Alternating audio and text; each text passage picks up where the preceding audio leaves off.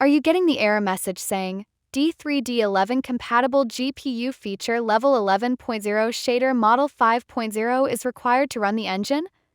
This commonly happens in games like Fortnite but can also appear in other games. Here's how to fix it. First, open the Start menu on your computer and search for Adjust the Appearance.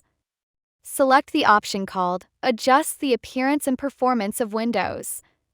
In the window that opens, click on the Advanced tab at the top. Under the Virtual Memory section, click the Change button. In the Virtual Memory settings, make sure Custom Size is selected. For the initial size, enter 1024. For the maximum size, you need to multiply 1024 by the amount of RAM your computer has. For example, if your PC has 8 GB of RAM, multiply 1024 by 8 to get 8192. Type that number into the maximum size box. If you have 16 GB, multiply 1024 by 16 and enter 16384 and so on depending on your RAM. Once you've entered those values, click the Set button and then confirm any prompts by pressing Yes. After that, if you're still seeing the error, open the Start menu again and search for Device Manager. In it, then find and expand the section called Display Adapters.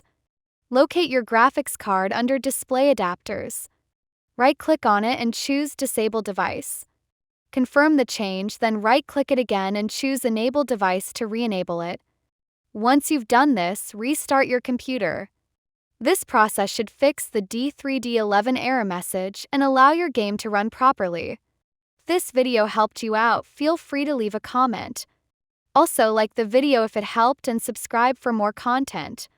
Press the notification button to get notified. Thanks for watching.